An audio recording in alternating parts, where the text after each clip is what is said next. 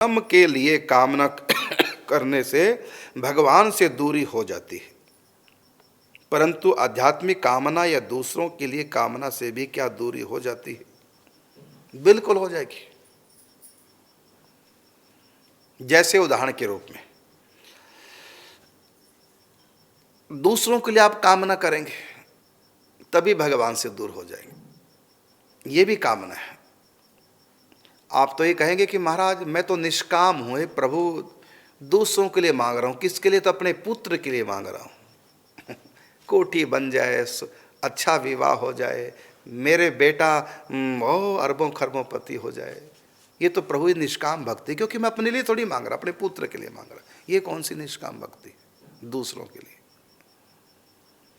दूसरों के लिए कर्म पुण्य कहलाता है और अपने लिए कर्म स्वार्थ कहलाता है।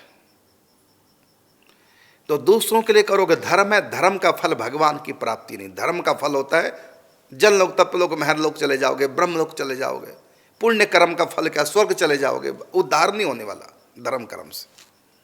रही बात अध्यात्म, तो अध्यात्म से कल्याण होगा, भगवत प्रेम प्राप्त नहीं होगा, आत्म साक्षात्कार हो जाएगा। यदि आप आध्यात्मिक बनेंगे तो आत्म साक्षात्कार, धार्मिक बनेंगे, धर्म कर्म करेंगे तो स्वर्ग, जनलोक, तपलोक, महरलोक, ब्रह्मलोक आदि चले जाओगे। आध्यात्मिक बनोगे तो आत्म कल्याण हो जाएगा, निराकार तक पहुंचोगे।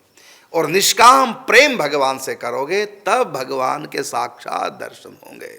आध्यात्मिक होने से भी नहीं, धार्मिक होने से भी दर्शन भगवान के दुर्लभ है। ना वहाँ धर्म का प्रवेश, ना अध्यात्म का। और अर्थ भी समझिए, अध्यात्म, अध्यात्म का मतलब आत्मा, आत्मा तक पहुंचोगे, अर्थात आत्म कल्याण हो जाएगा। लेकिन रामकृष्ण आदि के दर्शन नहीं, इनका प्रेम प्राप्त नहीं हो सकता, ना आध्यात्मिक बनकर ना धार्मिक बनकर। धर्म की पहुंच अधिक से अधिक ब्रह्मलोक तक है और अध्यात्म की पहुंच आत्मा तक है और भक्ति की पहुंच परमात्मा रामकृष्ण आदि तक है।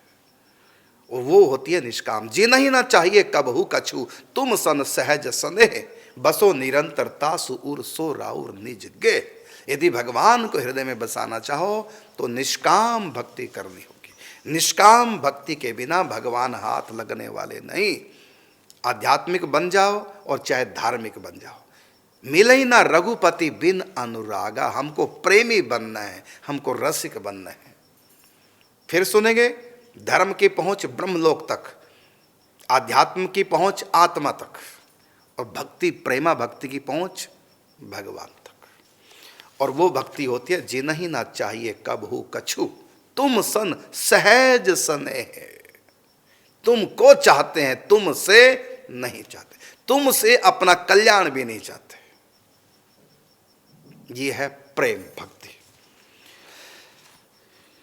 तो बिल्कुल, चाहे आप आध्यात्मिक कामना करो, चाहे धर्म कर्म की कामना, धर्म अर्थ काम और मोक्ष, ये चार मिल जाएंगे, भगवान नहीं मिलेंगे। धर्म अर्थ काम और मोक्ष, ये चार पुरुषार्थ है। और भगवत प्रेम, ये पंचम पुरुषार्थ है।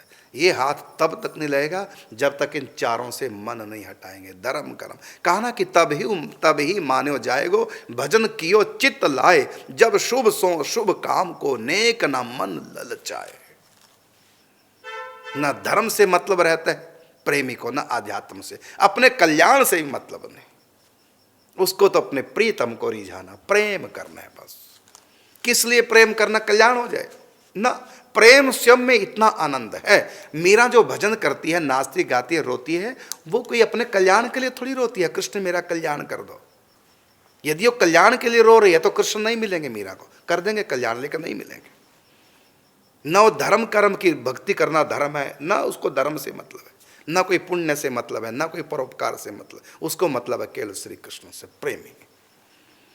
इसलिए उनको कहेंगे ना कि मोक्ष दे देते हैं, कहे नहीं चाहिए मोक्ष, मेरे तो गिरधर गोपाल, वो प्रेमी है, मेरा दर्द न जाने कोई। प्रेम की पीड़ा वो केवल कृष्ण। मीरा की प्रभु पीर मिटेगी जब वैद सामरिया होए। जब तक ठाकुर जी नहीं आएंगे तब तक उसकी पीड़ा मिटने वाली नहीं। मोक्ष भी उसकी पीड़ा नहीं मिटा सकता, ब्रह्मलोक उसकी पीड़ा नहीं मिटा सकता।